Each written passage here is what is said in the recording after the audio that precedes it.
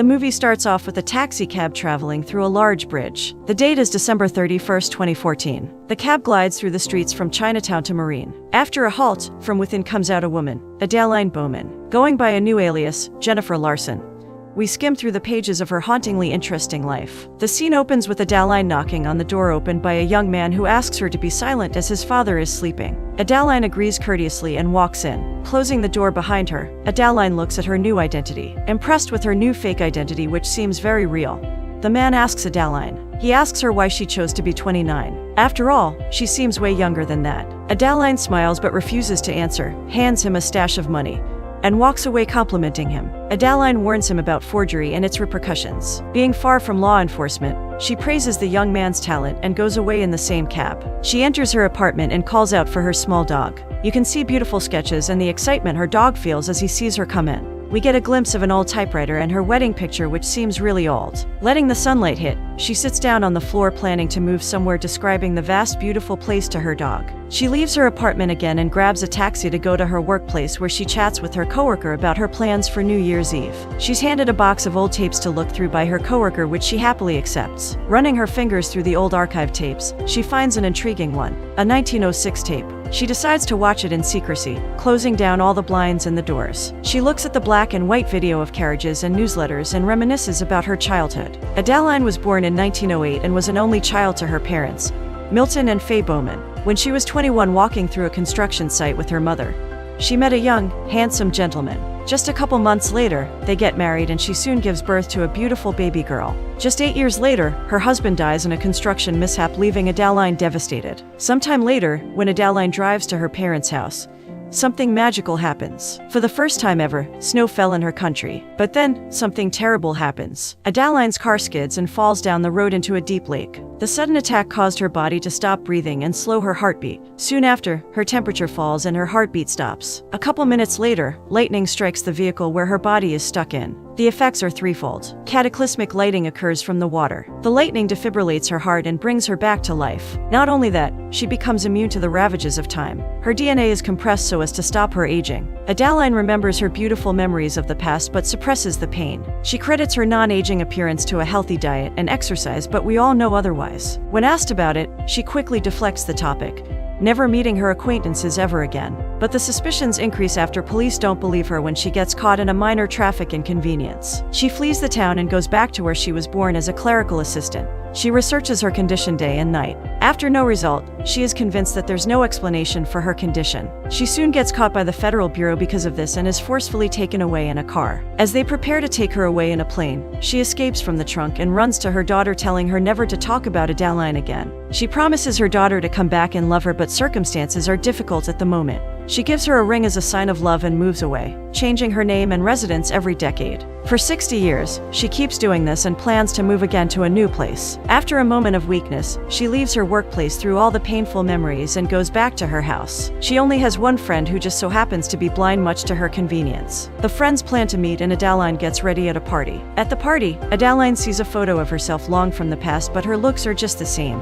She sees her friend playing piano and they meet up talking about their resolutions. Adaline vows to live her year as though it were the last. They get approached by a beautiful gentleman who's a painter. That's when her eyes meet a beautiful man who so elegantly locks eyes with her. But unfortunately, he's taken. She leaves the party at exactly 12, which marks a new year and her birthday. Her elegant beauty attracts strangers all the time and she's approached by another young man. After a brief conversation, she walks into the party again. She bids goodbye to her friend and leaves when a man bumps into the elevator she walks in. It's the same man who locked eyes with her earlier. They have a brief conversation and the man introduces himself as Ellis. He recites a poem about her name, making her chuckle. They have a wonderful conversation and he admits he's pursuing her. Adaline walks off without paying much heed to Ellis. Ellis pursues her anyway and waits until she leaves in a cab. He asks for further information, but she leaves without a word. In a cafe somewhere, Adaline meets up with an old woman who happens to be her daughter, Fleming. Fleming wishes Adaline a happy birthday and they have a wonderful chat. They talk about her moving again. Fleming has aged a lot and plans on moving herself. Adaline, being a mother nonetheless, asks Fleming to stay close to her because of her old age. Adaline is afraid she might lose her daughter soon.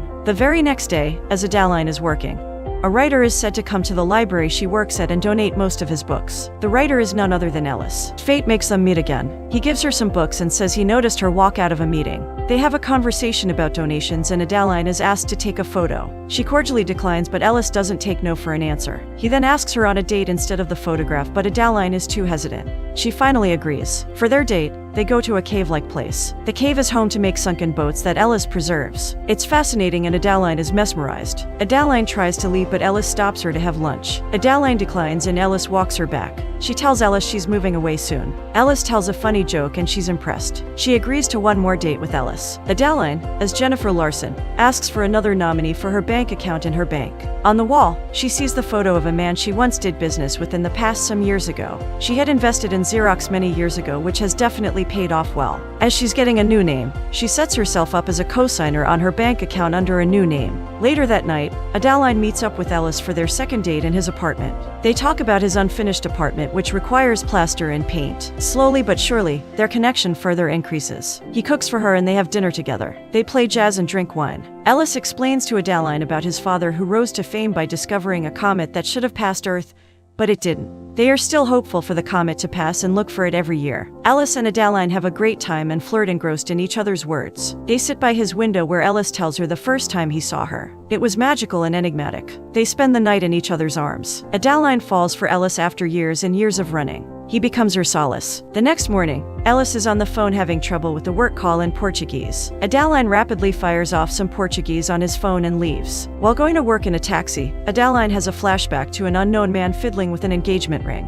She doesn't go to meet him. Tears fall down her eyes as she reminisces the young man's sullen face because she stood him up. At her apartment, Adaline's dog is extremely sick. The vet tells her his kidney is failing and may pass away soon. Adaline is heartbroken as she has to put him down. She returns to her apartment whilst ignoring all of Ellis's calls. She skims through all of her dog's photos and cries. At night, Ellis shows up at her cheap apartment in Chinatown and she freaks out, demanding to know how he found her address. She tells him about her dog and brushes him off as this wasn't going to work. Adaline is very stressed. Ellis is deeply saddened. Adaline goes to visit her daughter who's moving away soon. She tells her daughter she's tired of running and hiding. That's when her daughter urges Adaline to stop running, as the people who were interested in catching her have long since passed away. Adaline laments on how she has no future and can never grow old with anybody. Adaline tells Fleming about Ellis and her pushing him away. Her daughter tells her to get him back. After looking through her old photographs, she has a change of heart. She's clearly very lonely. She takes her daughter's advice and goes back to Ellis' work to apologize. They go on a date to an old covered drive-in movie theater. She explains the history as if she was there. They drink wine and look at the stars on the ceiling. He asks her to attend his parents' 40-year anniversary party, and she says yes. On the way there, she drives absolutely recklessly, and they pick up his sister. In another scene, Ellis' father expresses his concern for his son and his new girlfriend. Soon enough, Adaline and Ellis enter his parents' home and she is greeted by William Jones, who immediately calls her Adaline. She says that was her mother. He's very shaken and says they were very close as Adaline was a very close friend of his. He is fascinated by how uncanny their resemblance is. William can't stop talking about Adaline, which makes his wife a little annoyed. He's in his room extremely stressed. There's another flashback which explains how they met. Adaline was having car trouble while she was living in England, and he was a soldier studying medicine overseas. For the first time, she told him her real name, which she promised she would never do. They both returned to America together and spent the next 5 weeks together. They madly fell in love with each other. The next morning, William greets his wife and children along with Jenny, also known as Adaline. William's wife asks about Adaline to him and he fully tells them about her and gets lost in his words, just appreciating her. He describes things about Adaline that Ellis picks up on, such as her interest in languages and driving skills. He tells them about how she pushed William to follow his dream of astronomy instead of medicine as he was afraid of running out of time. He talks about Adaline like his most beautiful memory, like he never forgot about her, which gets his wife annoyed. They two quarrel for a bit as he hurt her. He assures his wife that he only loves her. Adaline and Ellis then go for a walk expressing their likings about each other. That night, they all play trivia. William is on a 47-game winning streak. Adaline pretends to not know an answer, but after a diss by Ellis, she goes all out and wins. The family jokes that they didn't know what would happen first: William's loss in trivia, or the arrival of Della, a meteor he predicted would come, and also Adaline's nickname. Adaline wins the trivia and then goes for a walk. She walks and meets William on their walk where they talk about Della. Jenny aka Adaline tells him she knew about him naming the comet about her mother, and William admits it. William tells her he was going to propose to her. He was the one with the engagement ring. She goes back to the house and Ellis tells her he is falling for her. She doesn't say it back, but Ellis understands and they cuddle. The day of the party, everyone is out doing things. Adaline talks to William when he removes a bug from her hair. That's when he notices a scar on her left hand. Adaline goes for a walk, but William runs to his storeroom desperately searching for something. Her scar was from the stitches he made while they were hiking when her hand got cut. He rummages through the old shed to find a picture to make sure he isn't crazy. He runs after her, asking her if this is the reason she left him. She says yes. She admits how much she loved him and how much it hurt. William understands. He begs her not to run, but she says she doesn't know how. She runs back to the house, writes a note to Ellis, packs, grabs his car keys and leaves. William begs her to stay, but she can't. She doesn't know how. Ellis comes home and is confused. William doesn't explain anything. William asks if he loves her and he admits it. William lets Ellis drive his car to chase after her. Adaline is driving in the woods when she stops. She calls her daughter and they have a moment. She decides she will stop running. As she turns the car around, a tow truck plows into her and drives off. A meteor hits the moon, which increases tides and ionization on Earth. For the first time in 76 years, snow begins falling again in that county. Ellis pulls up and sees what's happening. He tries to wake her up, but she's presumably dead. The paramedics use a defibrillator on her, which brings her back to life. An ambulance takes her to the hospital. She wakes up to Ellis and decides to come clean. Her daughter arrives, sees Ellis, and says, "I'm her grandmother." Adaline tells her he knows, and she cries with joy and hugs him. Back at the house, William and his wife celebrate their anniversary in happiness, knowing Ellis is with Adaline, the love of his life. A year later, Ellis and Adaline are going to a New Year's Eve party. Adaline suggests her daughter to go out, but she has a date night in. Before leaving, Adaline checks the mirror and does a double take. She plucks a gray hair, a sign of aging. Apparently, a combination of the defibrillator and hypothermia have restored her humanity and her DNA's pliability. Also, Della the meteor arrives. It's 50 years too late, but it shines brighter than ever. Subscribe for more interesting romance movies only on NRecaps.